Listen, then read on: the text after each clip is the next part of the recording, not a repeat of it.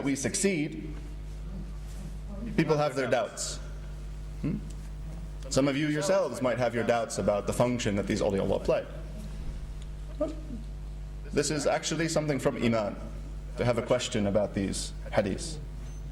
Why? The Tabi'in themselves, when they heard this hadith narrated by Sayyidina Abdullah ibn Mas'ud, had the same question in their hearts. How is it possible?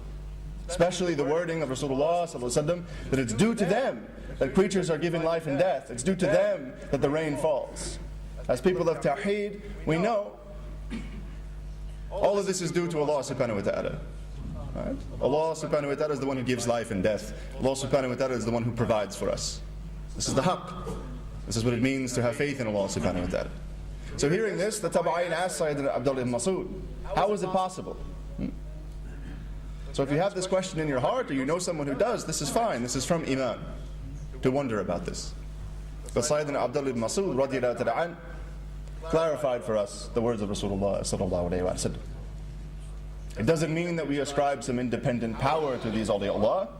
It doesn't mean that we're saying that they are those who give life and death, that they are those who create. Na'udhu billah. Sayyidina Abdullah ibn Mas'ud radiyallahu ta'ala tells us, mentioning that one wali at the very top of the hierarchy in particular, what this phenomena is. He says that when that wali makes dua for creation to expand, more creatures are born. When that wali makes dua for a tyrant to be put to his knees, he is destroyed. When that wali makes dua for the rain to fall, the rain falls. When that wali makes dua for a barren land, the vegetation grows. And when that wali makes dua for difficulties to be removed from our path, they're removed. This is what we mean. We said that often we think the solution's in our hands, so we raise them up and we ask Allah subhanahu wa ta'ala to help us and to help this ummah, to spare it from the suffering that it's experiencing. And it doesn't work. The reason for this is that that solution's not in our hands. No matter how high we raise them, that solution is in the hands of these 356 awliya Allah, whom Allah subhanahu wa ta'ala created for our sake. And there are many hadiths that indicate this, that even that sustenance we receive, we know that Allah subhanahu wa ta'ala even provides for the kuffar. He gives them sustenance. He grants them these blessings. All of us receive this. But in these times of need where we require more, we raise our hands up in dua, we know that even as Muslims, sometimes we find our dua unanswered. And Rasulullah sallallahu alayhi wa sallam indicated to us that this would be the case. There are many hadiths in which he explains to us that our dua will not always be accepted, and even the sustenance that we receive from Allah subhanahu wa ta'ala is not coming to us because we're deserving. Imam Tabrani tells us that Rasulullah sallallahu alayhi wa sallam said that were it not for the sake of certain servants of Allah, certain ibadullah, who bow down to Him in worship, if it was not for the sake of certain infants who still suckle, drinking their mother's milk, and if it were not for certain animals who He makes to graze, He subhanahu wa ta'ala not only would not provide for us, Rasulullah sallallahu alaihi wasallam says, He would unleash His punishment upon us and we would be destroyed. So even from the ummah of Rasulullah sallallahu alaihi wasallam, what's keeping us safe and secure, when we are safe and secure, not our own deeds, not our own dua, but the deeds and the innocence of the awliya Allah, of the children around us, and even the creatures in the field, is what Rasulullah is telling us. We have to remember this. That the sustenance that's provided for us is not provided for us for our sake, but for the sake of those who are amongst us. And the awliya Allah, what distinguishes them from us is that Allah subhanahu wa ta'ala accepts their dua. We know this from the other hadith, which is perhaps the most famous description of them, the hadith Qudsi, in which Rasulullah sallallahu alayhi wa sallam says that Allah subhanahu wa ta'ala says, "My servant approaches me with nothing more beloved to me than what I have made fathers upon him, what I have made obligatory upon him.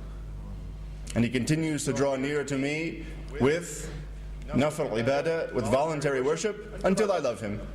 This is the path of the awliya. The priority of the Sharia. What's fardh, then what's sunnah, then what's nafr. And when they follow this path, Allah subhanahu wa ta'ala responds to them in a particular way. He says in this hadith Qudsi, and when I love him, I become the hearing with which he hears, the eyes with which he sees, the foot with which he walks, and the hand with which he grasps. But it continues, if he asks of me, I will surely give to him. And if he takes refuge in me, I will surely protect him. What does this hadith mean? That Allah subhanahu wa ta'ala answers the dua of the awliya Allah. If they ask him, he provides. Which is something of a commentary on that first hadith. How is it possible that these awliya Allah give life and death? How is it possible that the rain falls because of them? Why? Because as Sayyidna Abdullah ibn Mas'ud tells us, when they make dua, Allah subhanahu wa ta'ala responds to their dua in this way. This is the blessing that he grants to them, which is not something that we all can experience. And that what we have at our disposal, the means that we have, if our dua are not accepted when we raise our hands, but having this knowledge that in the hands of the awliya Allah we'll find our success, we'll find our victory. Rasulullah sallallahu alayhi wa sallam told us, if you find yourself in need and there is no one who can help you, there's a special dua you can make. Again from Imam Tabrani, he tells us that if you're lost in the desert, your animal has run away, your car has broken down, same thing, and there's no one around to help you. You try to help yourself, you can't.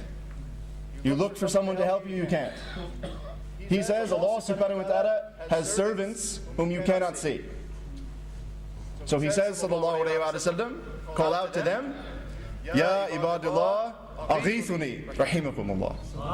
O servants of Allah, help me. May the mercy of Allah subhanahu wa ta'ala be upon you.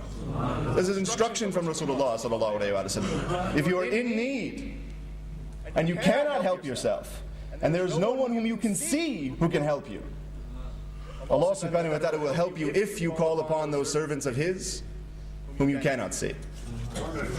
Ya ibadullah, aghithuni. And there are more, even more explicit in the kind of help that you can take from them. Right. Again, one of the objections we hear whenever we talk about this phenomena is, but brother, iyyaka nasta'in. Iyyaka nasta'in. This is the haqq. We only seek help from Allah subhanahu wa ta'ala. There's not a Muslim in this ummah who doesn't do that.